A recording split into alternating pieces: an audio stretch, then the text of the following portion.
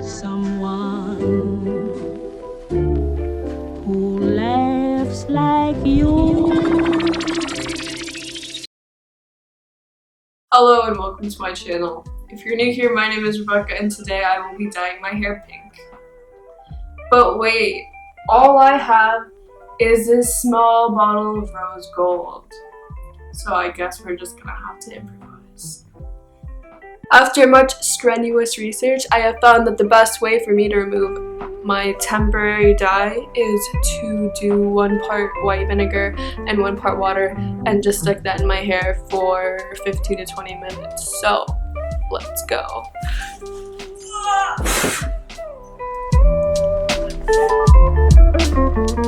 48 hours later. I'm back and blonder than ever. Even my roots are kind of blonde and there's no more blue, so I'd call that a success.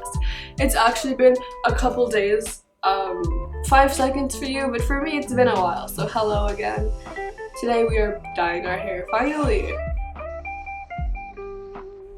So I bought this crazy color by Rainbow in rose gold, but it's really not that big. I've actually used this product before and it's not going to cover my whole head. So I did some research, and if you can read, then you know from the title of this video that we are going to be using beets to dye my hair today. So I started off by breaking up the pieces of beet in hope that they would release more juice and in turn release more color. I then mashed them up with a fork to get them as small as I could and combined them with what I would call carriers, which for me I used hair tonic from Vaseline and vitamin E oil that I picked up at Trader Joe's.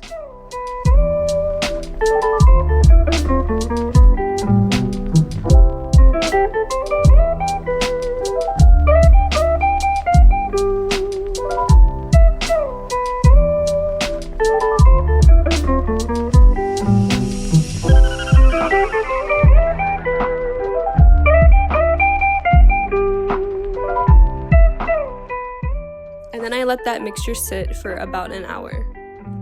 1 hour later. Okay, so I'm going to just put hot water in here and let it soak for another hour in hopes that maybe more liquid comes out. I don't know, we'll see. 1 hour later. Now that the beet concoction has been sitting for approximately 2 hours, or however long the breakfast club is, I transferred it to this spray bottle that I got from Daiso, and I'm going to put the dye into it.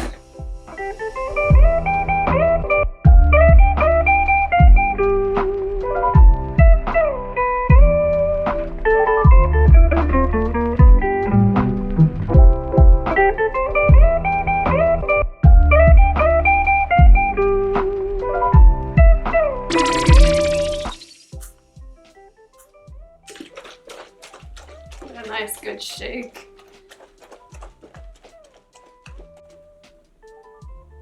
I think it's ready. It looks like a strawberry jam. Like I can imagine taking bread and spraying the jam on and eating it, but that doesn't sound safe. So I also grabbed a hairbrush, just a run-of-the-mill hairbrush. This is one of these ones that go like that. I got it from, I think, an airplane. The hairband. That's pretty easy to tell what it is. This is one of those ones that you've had for ages and it has stretched out so much. Yeah. So I'm gonna start by brushing my hair.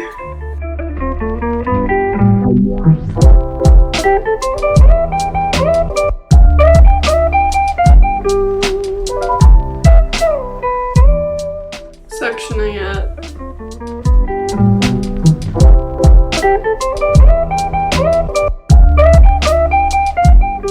Now you just, okay, I'm actually gonna get rid of my pillows because I don't want anything to get color on it. I'm just gonna do the roots of everything, starting at the bottom, and then I can do the actual hair part. If you can tell, this part is still brown, but I don't care.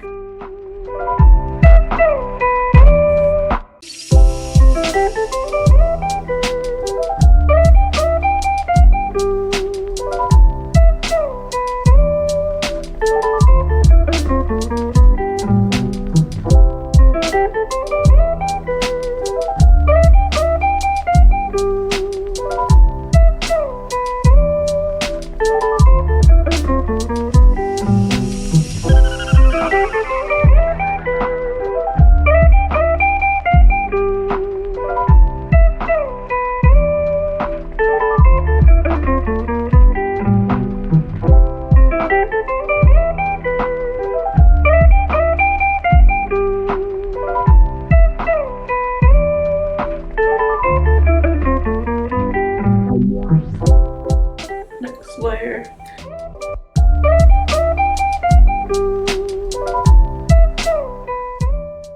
I gotta say, spray bottles are really easy to use. I've obviously never used like actually water thin dye before. Usually it's a cream, so you have to, you know, separate it. You do it with a brush, but this is easier. This is going so much faster.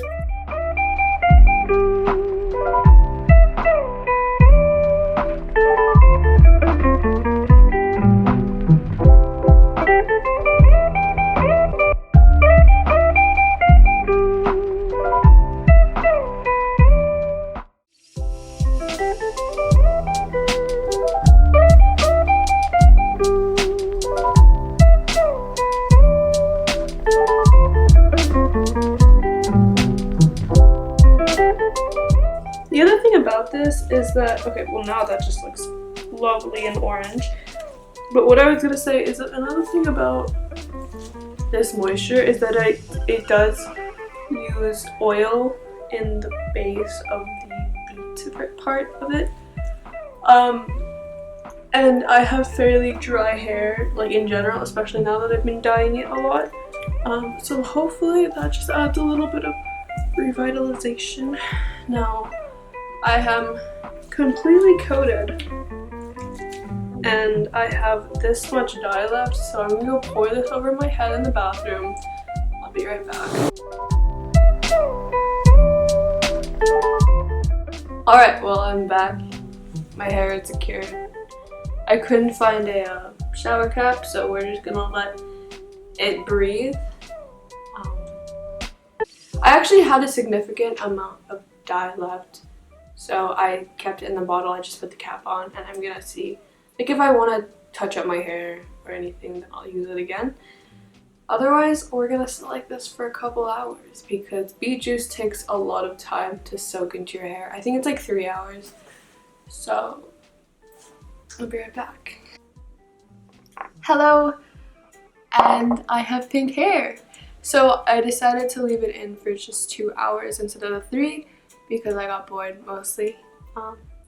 Yeah, I ate dinner with my family and then started that TV show, and I have it very good, by the way. I finished it this morning. And then I decided it was time to wash out my hair. So I used a sulfate-free shampoo. It was my purple shampoo that I bought when I started bleaching my hair. And then I followed it up with a keratin treatment just to, you know, pump some moisture back in. Because when you do, like, consistently bleach and dye your hair, it's easy for your hair to just dry out because you're, you know, putting chemicals through it all the time. So it's important to make sure you're keeping your hair healthy. So I really love this color. I think it's so cool. I like how subtle it is. If you were wanting something a little more saturated, I don't recommend the beet treatment. I recommend just getting proper dye, but I wanted something a little bit more wearable, which is what I like about this, just because, you know, I have a tendency of dressing really loudly, like kind of out there outfits, and I didn't want my hair to clash with that because, like, if you've seen my things I would wear in quarantine, which I will link somewhere on the screen, I do have eclectic taste and I want my hair to not take away from that or not make it even worse than it already is. I hope you enjoyed this video. I hope you learned something, even if it was like things not to do when you dye your hair, which I would recommend wearing gloves and getting a shower cap just to wrap your head and not doing it on your beautiful blue couch thingy because, but I I do think I did a good job in wearing a black t-shirt because I didn't really get a lot on it, but I feel like if I had, maybe I can't even tell how much I got on it because it was black. It did hide the color really well. Yeah, so I hope you enjoyed, and I will see you next week. Peace.